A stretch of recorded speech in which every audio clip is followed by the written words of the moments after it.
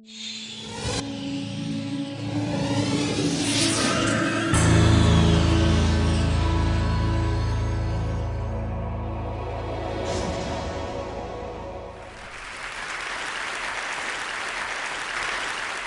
a storyteller, and I would like to tell you a few personal stories about what I like to call the danger of the single story. I grew up on a university campus in eastern Nigeria. My mother says that I started reading at the age of 2, although I think 4 is probably close to the truth. So I was an early reader, and what I read were British and American children's books. I was also an early writer. And when I began to write at about the age of 7, stories in pencil with crayon illustrations that my poor mother was obligated to read, I wrote exactly the kinds of stories I was reading. All my characters were white and blue-eyed. They played in the snow. They ate apples. And they talked a lot about the weather, how lovely it was that the sun had come out. Now, this despite the fact that I lived in Nigeria. I had never been outside Nigeria. We didn't have snow. We ate mangoes. And we never talked about the weather because there was no need to. My characters also drank a lot of ginger beer because the characters in the British books I read drank ginger beer. Never mind that I had no idea what ginger beer was. And for many years afterwards, I would have a desperate desire to taste ginger beer. But that is another story. What this demonstrates, I think, is how impressionable and vulnerable we are in the face of a story, particularly as children. Because all I had read were books in which characters were foreign, I had become convinced that books, by their very nature, had to have foreigners in them and had to be about things with which I could not personally identify.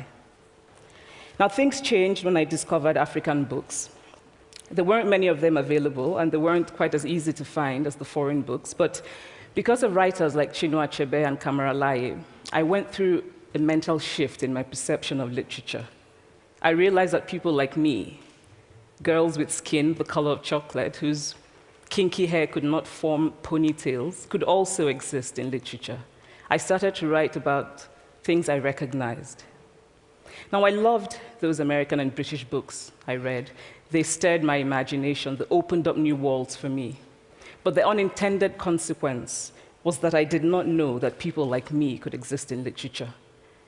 So what the discovery of African writers did for me was this. It saved me from having a single story of what books are. I come from a conventional middle-class Nigerian family. My father was a professor. My mother was an administrator. And so we had, as was the norm, live-in domestic help who would often come from nearby rural villages. So the year I turned 8, we got a new houseboy. His name was Fide. The only thing my mother told us about him was that his family was very poor. My mother sent yams and rice and our old clothes to his family. And when I didn't finish my dinner, my mother would say, "Finish your food. Don't you know people like Fide's family have nothing?" So I felt enormous pity for Fide's family. Then one Saturday, we went to his village to visit. And his mother showed us a beautifully patterned basket made of dyed raffia that his brother had made. I was startled. It had not occurred to me that anybody in his family could actually make something. All I had heard about them was how poor they were, so that it had become impossible for me to see them as anything else but poor. Their poverty was my single story of them. Years later, I thought about this when I left Nigeria to go to university in the United States. I was 19. My American roommate was shocked by me. She asked where I had learned to speak English so well and was confused when I said that Nigeria happened to have English as its official language. She asked if she could listen to what she called my tribal music and was consequently very disappointed when I produced my tape of Mariah Carey. She assumed that I did not know how to use a stove. What struck me was this. She had felt sorry for me even before she saw me. Her default position toward me as an African was a kind of patronizing, well-meaning pity. My roommate had a single story of Africa, a single story of catastrophe. In this single story, there was no possibility of Africans being similar to her in any way, no possibility of feelings more complex than pity, no possibility of a connection as human equals. I must say that before I went to the US, I didn't consciously identify as African. But in the US, whenever Africa came up, people turned to me, never mind that I knew nothing about places like Namibia. But I did come to embrace this new identity, and in many ways, I think of myself now as African, although I still get quite irritable when Africa is referred to as a country, the most recent example being my otherwise wonderful flight from Lagos 2 days ago, in which there was an announcement on the Virgin flight about their charity walk in India, Africa, and other countries. So after I had spent some years in the US as an African, I began to understand my roommate's response to me. If I had not grown up in Nigeria, and if all I knew about Africa were from popular images, I too would think that Africa was a place of beautiful landscapes, beautiful animals, and incomprehensible people fighting senseless wars, dying of poverty and AIDS, unable to speak for themselves, and waiting to be saved by a kind white foreigner. I would see Africans in the same way that I, as a child, had seen Fide's family. This single story of Africa ultimately comes, I think, from Western literature. Now, here's a quote from the writing of a London merchant called John Locke, who sailed to West Africa in 1561 and kept a fascinating account of his voyage. After referring to the black Africans as beasts who have no houses, he writes, "They are also people without heads, having their mouths and eyes in their breasts." Now, I've laughed every time I've read this, and one must admire the imagination of John Locke. But what is important about his writing is that it represents the beginning of a tradition of telling African stories in the West, a tradition of sub-Saharan Africa as a place of negatives, of difference, of darkness, of people who, in the words of the wonderful poet Rudyard Kipling, are half devil, half child. And so I began to realize that my American roommate must have, throughout her life, seen and heard different versions of this single story. As had a professor who once told me that my novel was not authentically African. Now, I was quite willing to contend that there were a number of things wrong with the novel, that it had failed in a number of places, but I had not quite imagined that it had failed at achieving something called African authenticity. In fact, I did not know what African authenticity was. The professor told me that my characters were too much like him, an educated and middle-class man. My characters drove cars. They were not starving. Therefore, they were not authentically African. But I must quickly add that I, too, am just as guilty on the question of the single story. A few years ago, I visited Mexico from the US. The political climate in the US at the time was tense, and there were debates going on about immigration. And, as often happens in America, immigration became synonymous with Mexicans. There were endless stories of Mexicans as people who were fleecing the healthcare system, sneaking across the border, being arrested at the border, that sort of thing.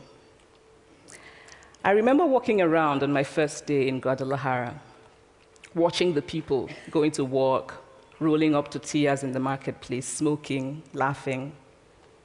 I remember first feeling slight surprise, and then I was overwhelmed with shame. I realized that I had been so immersed in the media coverage of Mexicans that they had become one thing in my mind, the abject immigrant. I had bought into the single story of Mexicans, and I could not have been more ashamed of myself. So that is how to create a single story. Show a people as one thing, as only one thing, over and over again, and that is what they become. It is impossible to talk about the single story without talking about power. There is a word, an Igbo word, that I think about whenever I think about the power structures of the world, and it is nkali. It's a noun that loosely translates to be greater than another. Like our economic and political worlds, stories too are defined by the principle of nkali. How they are told, who tells them, when they are told, how many stories are told, are really dependent on power.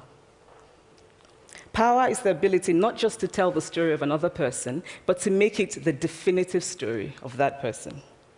The Palestinian poet Mourid Barghouti writes that if you want to dispossess a people, the simplest way to do it is to tell their story and to start with secondly. Start the story with the arrows of the Native Americans and not with the arrival of the British, and you have an entirely different story. Start the story with the failure of the African state and not with the colonial creation of the African state, and you have an entirely different story. I recently spoke at a university where a student told me that it was such a shame that Nigerian men were physical abusers like the father character in my novel. I told him that I had just read a novel called American Psycho, and that it was such a shame that young Americans were serial murderers. Now,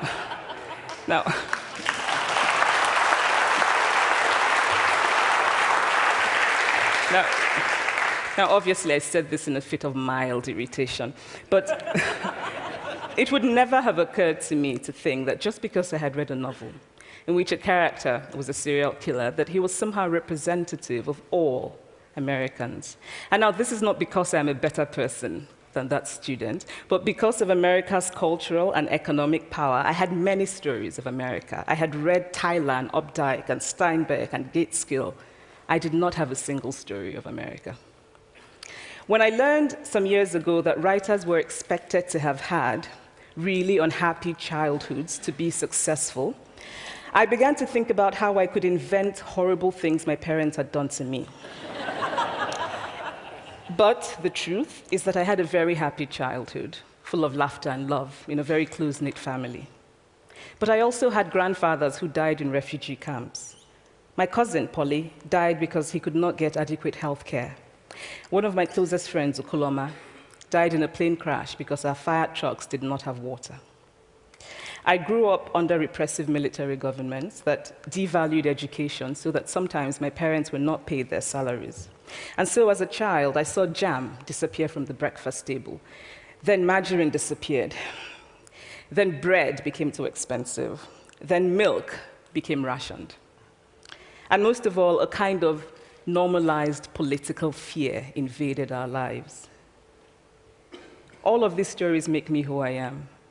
But to insist on only these negative stories is to flatten my experience and to overlook the many other stories that formed me. The single story creates stereotypes, and the problem with stereotypes is not that they are untrue, but that they are incomplete. They make one story become the only story. Of course, Africa is a continent full of catastrophes, the immense ones, such as the horrific rapes in Congo, and depressing ones, such as the fact that 5,000 people apply for one job vacancy in Nigeria. But there are other stories that are not about catastrophe, and it is very important, it is just as important to talk about them. I've always felt that it is impossible to engage properly with a place or a person without engaging with all of the stories of that place and that person. The consequence of the single story is this: it robs people of dignity. It makes our recognition of our equal humanity difficult. It emphasizes how we are different rather than how we are similar. So what if before my Mexican trip, I had followed the immigration debate from both sides, the US and the Mexican? What if my mother had told us that Fide's family was poor and hardworking? What if we had an African television network that broadcast diverse African stories all over the world, what the Nigerian writer Chinua Achebe calls a balance of stories? What if my roommate knew about my Nigerian publisher, Mukhtar Bakare, a remarkable man who left his job in a bank to follow his dream and start a publishing house? Now, the conventional wisdom was that Nigerians don't read literature. He disagreed. He felt that people who could read would read if you made literature affordable and available to them. Shortly after he published my first novel, I went to a TV station in Lagos to do an interview. And a woman who worked there as a messenger came up to me and said, "I really liked your novel. I didn't like the ending. Now you must write a sequel, and this is what will happen." And she went on to tell me what to write in the sequel. Now, I was not only charmed, I was very moved. Here was a woman, part of the ordinary masses of Nigerians who were not supposed to be readers. She had not only read the book, but she had taken ownership of it and felt justified in telling me what to write in the sequel. Now, what if my roommate knew about my friend, Fumi Yonda, a fearless woman who hosts a TV show in Lagos and is determined to tell the stories that we prefer to forget? What if my roommate knew about the heart procedure that was performed in the Lagos hospital last week? What if my roommate knew about contemporary Nigerian music, talented people singing in English and Pidgin and Igbo and Yoruba and Ijo, mixing influences from Jay-Z to Fela to Bob Marley to their grandfathers? What if my roommate knew about the female lawyer who recently went to court in Nigeria to challenge a ridiculous law that required women to get their husband's consent before renewing their passports? What if my roommate knew about Nollywood, full of innovative people making films despite great technical odds? Films so popular that they really are the best example of Nigerians consuming what they produce. What if my roommate knew about my wonderfully ambitious hair braider who has just started her own business selling hair extensions? Or about the millions of other Nigerians who start businesses and sometimes fail, but continue to nurse ambition? Every time I am home, I'm confronted with the usual sources of irritation for most Nigerians: our failed infrastructure, our failed government, but also by the incredible resilience of people who thrive despite the government rather than because of it. I teach writing workshops in Lagos every summer, and it is amazing to me how many people apply, how many people are eager to write, to tell stories. My Nigerian publisher and I have just started a nonprofit called Farafina Trust, and we have big dreams of building libraries and refurbishing libraries that already exist, and providing books for state schools that don't have anything in their libraries, and also of organizing lots and lots of workshops on reading and writing for all the people who are eager to tell our many stories. Stories matter. Many stories matter. Stories have been used to dispossess and to malign, but stories can also be used to empower and to humanize. Stories can break the dignity of a people, but stories can also repair that broken dignity. The American writer Alice Walker wrote this about her southern relatives who had moved to the north, and she introduced them to a book about the southern life that they had left behind. They sat around reading the book themselves, listening to me read the book, and a kind of paradise was regained. I would like to end with this thought, that when we reject the single story, when we realize that there is never a single story about any place, we regain a kind of paradise. Thank you.